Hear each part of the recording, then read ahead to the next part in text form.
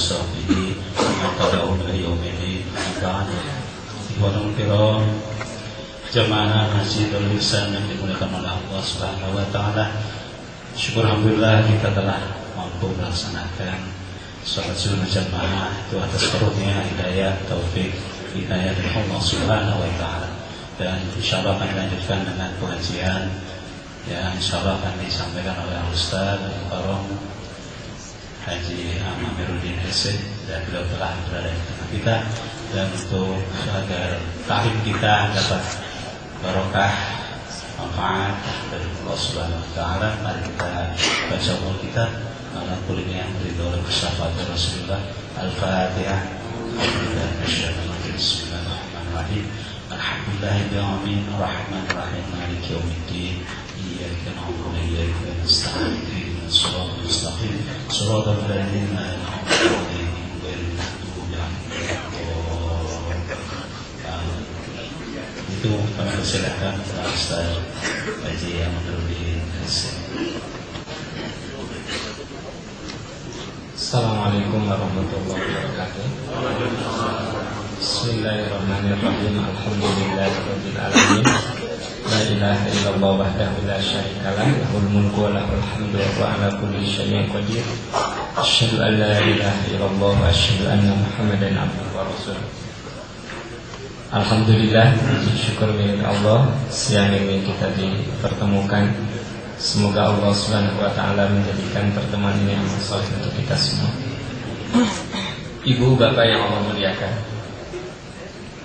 manusia itu diciptakan oleh Allah dengan dua peluang, peluang syukur dan peluang sabar. Tapi faktanya di dalam Al-Quran, ayat yang berbicara tentang sabar itu lebih banyak daripada ayat yang berbicara tentang syukur.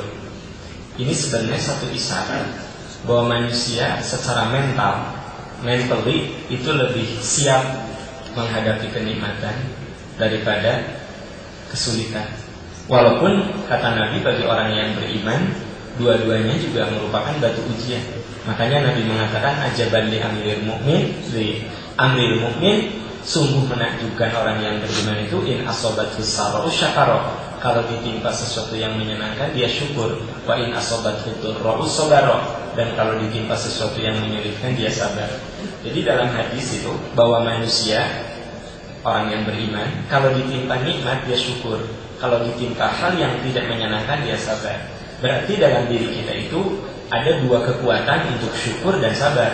Namun kenyataannya ayat yang menyuruh kepada kita sabar itu lebih banyak daripada ayat yang memotivasi kita untuk syukur.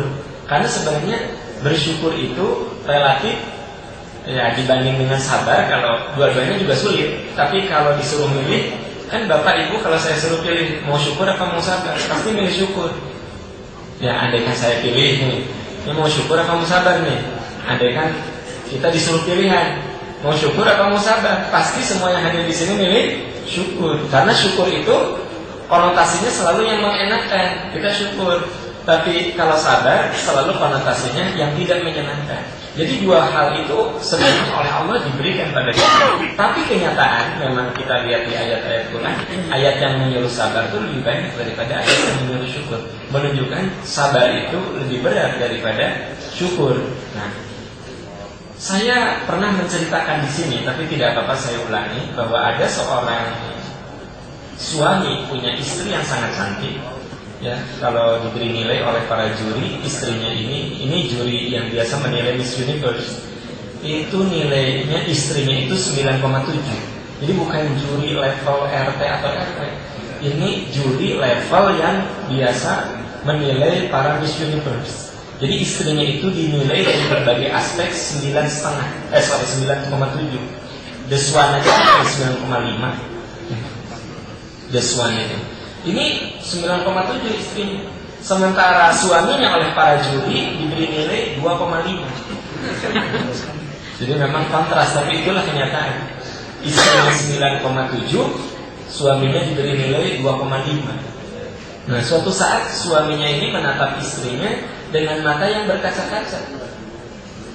Sampai istrinya bertanya, "Mas, Kok kayak nangis sih? Kata istrinya. Apa kata suaminya? Emang aku nangis. Kenapa?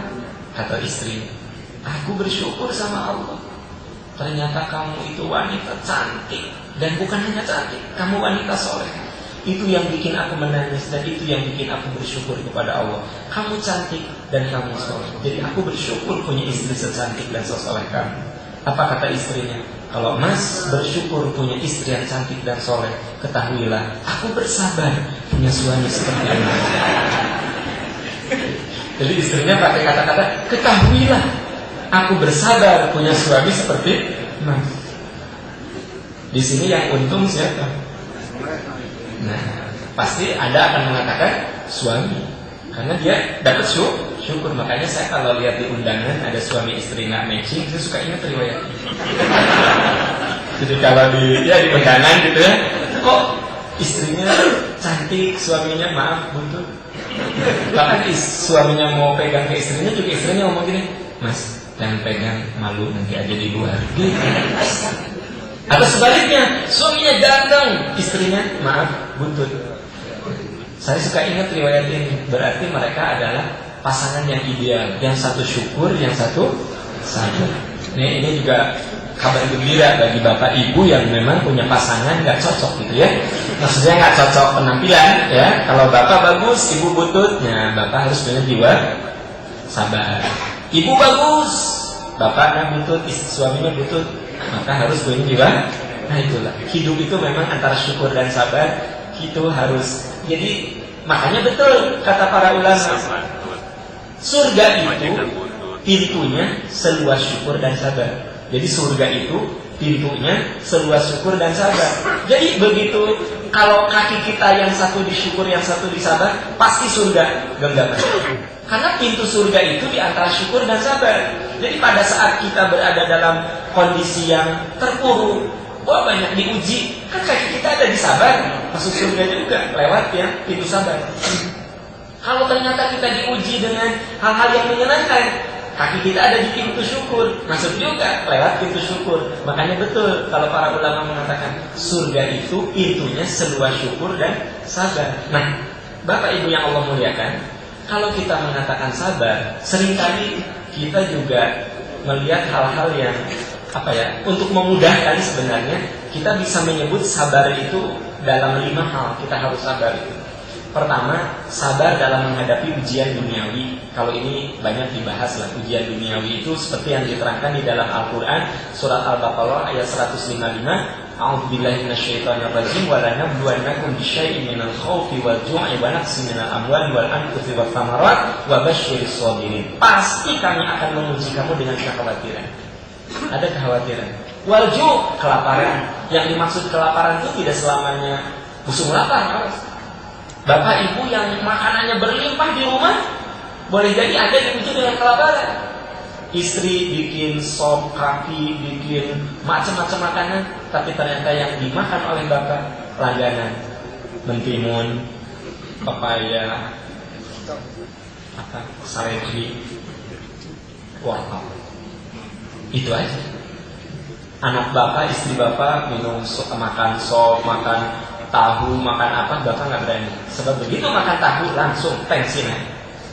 Makan ini langsung asam urat tinggi, langsung kolesterol tinggi. Apa yang terjadi? Bapak diuji dengan kelaparan, yaitu mentimun, saledri, mentimun saledri. Itu artinya apa? Ya dia yang dimaksud diuji dengan kelaparan itu tidak selamanya tidak ada makanan, ada berlimpah, tapi nggak bisa. Gitu. Wa nafsi minal amwal, kita pun akan diuji dengan kekurangan harta. Percayalah Pak, Bapak gaji segede apapun, Anda tidak akan pernah merasa cukup. Nggak akan. Ya merasa cukup 2 bulan, sok nanti ada kenaikan di sana. Ini juga kalau ada, ya. Kalau ada ini juga. Ada kenaikan, ya. Itu setelah 2-3 bulan, itu udah mulai nggak cukup lagi. Memang tidak ada yang merasa cukup. Makanya kalau Bapak Ibu lewat ke satu perumahan, ada rumah gede banget, mobilnya 13, anaknya dia padahal cuma 2, sopirnya 7, pembantunya 4, ya, rumahnya gede. Anda nggak boleh ngomong gini, ini rumah dipakai untuk apa sih? Anaknya cuma 2, mobilnya 12. Nggak boleh ngomong gitu. Anda ngomong gitu karena Anda belum punya. Karena kalau udah punyanya, boleh-boleh jangan-jangan lebih parah dari orang itu. Jadi itu rumah untuk apa ya, gede-gede banget. Anda ngomong gitu karena belum punya. Kalau udah punya, jangan-jangan lebih parah dari orang itu. Karena Allah akan menguji dengan kekurangan harta dan jiwa. Kan seringkali kan kita dikecewakan itu oleh orang-orang yang dekat dengan kita. Saya tidak pernah dikecewakan oleh Bapak Ibu, walaupun saya relatif sering di sini ketemu 2 bulan sekali atau 9 sekali. Tapi saya belum pernah dikecewakan oleh Ibu Bapak. Dan Ibu Bapak juga kan belum pernah dikecewakan oleh saya. Kapan saya mengecewakan Anda? Kapan? Tidak pernah. Kapan saya mengecewakan Anda? Anda juga tidak pernah mengecewakan saya. Tapi sangat mungkin saya dikecewakan oleh anak saya. Saya dikecewakan oleh istri saya. Sangat mungkin. Jadi dengar ya, kita sebenarnya banyak dikecewakan oleh orang-orang yang paling dekat dengan kita, bukan oleh orang-orang jauh. Kita tuh dikecewakan. Nah, itu yang disebut Allah menguji dengan jiwa. Boleh jadi dia itu tidak sesuai dengan yang kita harapkan. Ya, ibu boleh jadi dikecewakan oleh orang yang ibu cintai, yaitu suami. Suami ibu tuh disebut robot, bukan. Disebut manusia juga enggak. Karena ngomongnya singkat kalau di rumah itu. Makan. Jangan ngomong. Nonton. Asangkeun TV. Nonton. Mandi. Ini anak. Dan mandi. Bobo. Kan ada suami yang di rumah tuh jarang ngomong. Dia kayak apa tuh? Hari istrinya kan ya inilah cerita. Suaminya pulang dari luar kota. Ya misalnya dari Surabaya, nggak pernah cerita. Mah aku begitu nyampe di Surabaya ya, gini-gini, terus aku tuh di hotel, terus aku ada acara ini. Datang, Pak gimana di Surabaya? Itu aja. Papa naik apa? Masa yang gitu ditanya? Terus Papa di sana makannya apa? Ya, nasi. Udah kemana cerewet-cerewet ini? Padahal istri itu, dengar bapak-bapak, semua perempuan di muka bumi ini senang mendengarkan cerita orang yang disayangi. Dan nah saya ngomong gini karena banyak ibu-ibu yang curhat akhir-akhir ini suaminya teh bisu. Tapi cenala habis ngobrol dengan temannya bisa lancar, bisa lama, bisa saja. Kamu gimana? Tapi kalau di rumah anaknya lewat, gimana ujian? Bisa gitu, itu anak papa. Jadi ngomong nanti singkat-singkat. Pak, ini banyak ibu-ibu yang curhat sama saya. Pak, kalau ceramah ya insafkan suami-suami kita. Saya pesanan ibu-ibu sih sebenarnya. Tapi bukan ibu-ibu di sini, tapi saya pikir mirip yang di sini juga. Kalau nggak saya tanya mereka. Jadi banyak suami kalau di rumah itu tutup mulut, gerakan tutup mulut. Jangan nonton tuh atau komentar ya atau gimana mah. Tadi siang anak-anak gimana? Atau kalau bapak ya ceritakannya di kantor. Mah tadi aku di kantor gini. Tahu nggak? Semua perempuan itu senang kalau dengar cerita. Senang. Itu hiburan dia. Kan dia ngomong. Kau itu di rumah. Ada ganti-ganti pasangan. Maksud saya ganti-ganti apa? Maaf kan ganti-ganti pasangan. Ganti-ganti partner kerja. Ya Bu, Pak. Ini bapak-bapak secapek-capeknya saya ganti-ganti. Maksud saya awas jangan konotasi jelek. Ganti-ganti itu begini, dan harus dijelaskan nih. Takut begitu bubar kayak gini. Bener sih ante playboy. Takut. Jadi yang saya maksud ganti-ganti itu begini. Saya tadi jam 7 ngajar sampai jam 10 ngajar. Ya, jelas banyak mahasiswi dari kampus. Mahasiswi kan saya nggak capek ngajar. Capek sih capek, tapi seger lah. Serius saya kalau ngomong kalau Anda mah kan suka muna ya. Saya mau ngomong apa adanya. Maaf ya, ngajar di depan ini dan mahasiswa. Saya lebih semangat mahasiswa, serius. Maksud saya mereka kan lebih fresh dari cara berpikir. Awas Anda jangan setuju. Nah, dari ngajar sana terus saya ada ceramah. Nah itu mah ibu-ibu, tapi ibu-ibu muda. Saya 33 itu juga nggak membosankan. Ayah sih gini opatan maksudnya. Tapi nggak apa-apa lah ya tenang nganter cucu. Dari sana saya kesini. Ya ini kan relatif ya rada membosankan juga lah. Tapi nggak apa-apa lah, masih bisa saya terima. Dari sini nanti saya ke Subang, Pak. Jam 3 ada acara di Subang. Ya, balik lagi. Ya, secapek-capeknya saya bisa banyak cerita sama istri. Mah, tadi aku gini. Istri saya dari bangun tidur sampai nanti malam, saya kumpul bahkan budak, masak, tua tengah rumah, dapur, toilet, tengah rumah, dapur. Paling banter jemput anak. Pak, makanya kalau istri kita itu bapak-bapaknya lebih capek daripada kita sih. Bapak capek, tapi kan variatif itu. Ada ketemu Ani, Tuti, Sinta, Kara, Pincir. Istri kita, dia sendiri. Makanya Pak, kalau kita pulang terus istri ada cemberut, ya hiburlah dengan bercerita. Dia mah senang asal kita bercerita juga. Tapi tahu ceritanya beneran. Gitu. Nah, Allah akan menguji itu loh Pak Bu. Jadi saya ingin mengatakan itu ujian kehidupan. Yang kedua, jadi sabar menghadapi ujian kehidupan, ya. Kekurangan harta, dikecewakan oleh orang yang kita cintai, terus kelaparan, kegelisahan, kerisauan, itu ujian kehidupan diterangkan di surat kedua ayat 144-145. Yang kedua, kita harus sabar menghadapi ini berbagai karakter manusia. Manusia itu karakternya beda-beda. Ada yang ramah, ada juga yang cemberut. Memang wajahnya dari lahir udah gitu. Tapi sebenarnya orangnya baik gitu, tapi itu wajahnya dari tiga nama begitu. Gitu. Macam-macam. Ada orang yang kalau kita naik kereta itu di sebelah itu dari mulai naik sampai turun lagi di Gambir nggak pernah ngomong dia. Tapi ada juga baru aja duduk sudah gini, Mas mau ke Jakarta ya? Gitu. Perempuan sih yang nanya ke saya. Jakarta ya. So kalau laki kan saya nggak begitu tanggapi. Oh iya Jakarta. Jakarta. Mau kemana Mas ke Jakarta? Nah, ada keperluan. Keperluan apa? Gitu nanya. Sampai Gambir dia ngajak ngobrol. Ya, sampai saya sudah ngantuk. Nah, tapi ada juga yang dari mulai duduk sampai nyampe lagi nggak ngomong. Itu karakter orang macam-macam. Macam-macam. Kayak di sini macam-macam. Ada yang matanya menatap serius, langsung gitu. Ada mula-mula cute, bahkan dia pakai sapetan. Ada. Tapi ada juga ya, iya. Awalnya begitu saya naik, begitu ada yang ketawa.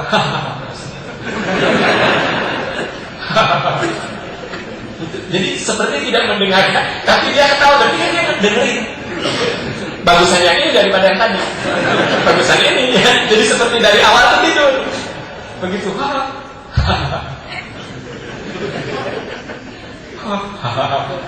Berarti kan dia ngikutin. Kalau yang parah yang pertama malah mula-mula dia seperti nyatet. Langsung. Begitu bubar tadi dia ngomongin, selamatnya sebentar ya. Sebentar ada bobo. Pak, kita harus sabar menghadapi berbagai karakter orang.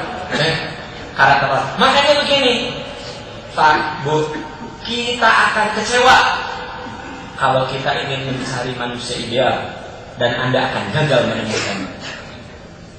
Gagal, Pak. Kita ingin mencari pimpinan yang ideal, Anda akan kecewa karena manusia tidak ada yang ideal. Yang harus kita cari adalah manusia yang realistis. Itu kalau realistis kemampuannya segitu ya udah apa lagi, terima. Udah gitu ya nanti kita berikhtiar bagaimana menggantikan dia lebih bagus. Di kantor. Ya kan gimana Anda nggak bisa protes? Ya, dikasih ya udah terima. Ya tapi aku harus berjuang berjuang bekerja keras sehingga akhirnya mutiara kemampuan kita bersinar, siapa tahu bisa menggantikannya. Tapi kalau memang sudah dikasih ya sudah, itu namanya realistis. So kalau kita mencari orang yang ideal, kita akan gagal. Karena di dunia ini tidak ada manusia yang ideal. Tapi carilah yang realistis.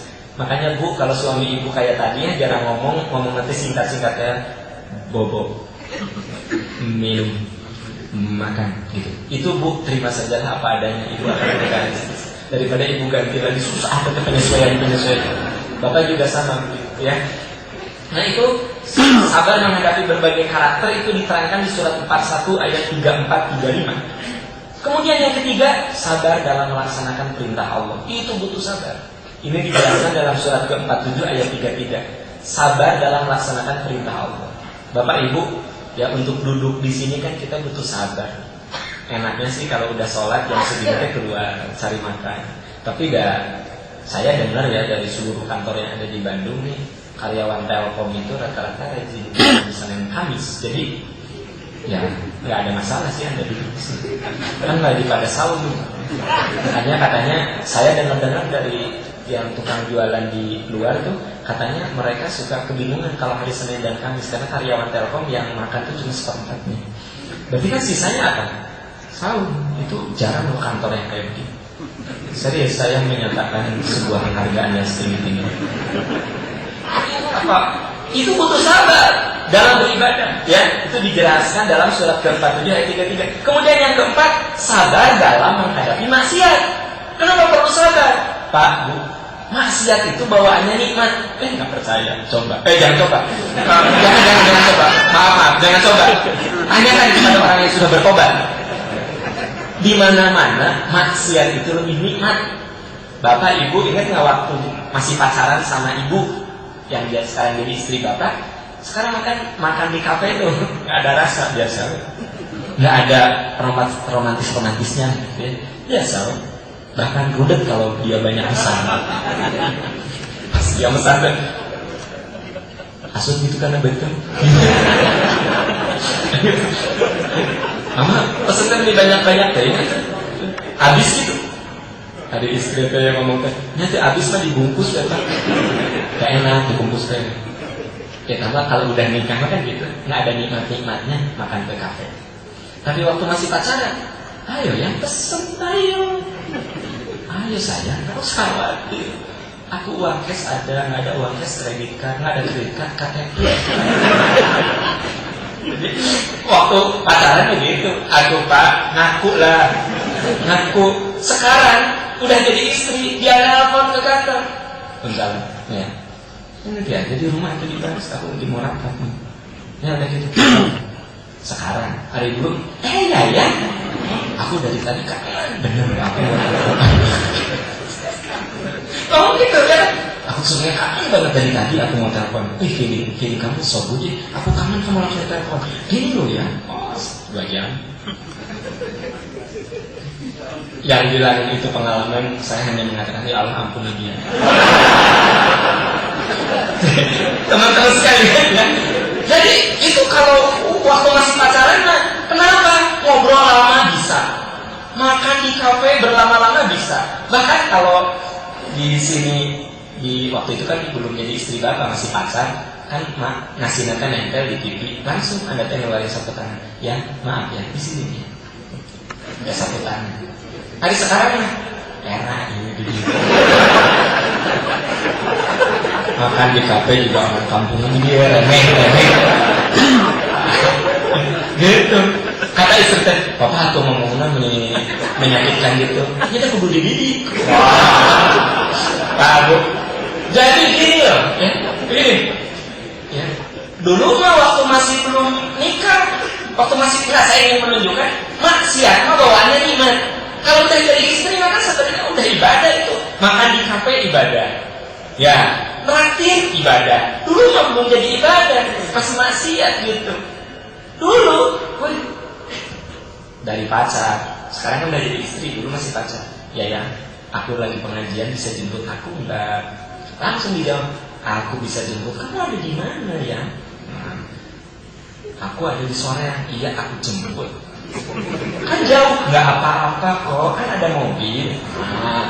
Dulu ada sekarang. Papa, aku ada pengajian mau hujan nih, jemput bisa nggak? Enak aja, jauh tahu. Kan ayat taksi gerakan yang 30.000 sok karena taksi cetrek. Hari dulu mah kan udah di SMS kan belum datang juga, nanya ya yang ada di mana gitu, langsung dia yang maaf ini macet ada di Jalan Asia Afrika, katanya ada Pak SBY jadi macet, sabar yang ya gitu dulu. Hari sekarang mah meni SMS juga jemput tanda seru, Jawaban suami itu, oh tanda seru. Singkat-singkat gitu. Oh tanda seru. Udah ditunggu nggak muncul-muncul. Ya SMS teh BMN, ada tanya. BMN teh gimana? Gimana? Jadinya teh JRMAA. Sengaja Afrika. Akhirnya belum muncul juga. Si istrinya langsung SMS CPT. Tanda seru. Langsung di sana dijawab oleh suaminya MCT. MCT macet. Sekarang mah aduh ini sekata aja disingkat. Bu, Pak, jadi kita kudu sabar menghadapi kemaksiatan. Jadi itu bawaannya maksiat itu nikmat, bawaannya. Tapi kalau ibadah,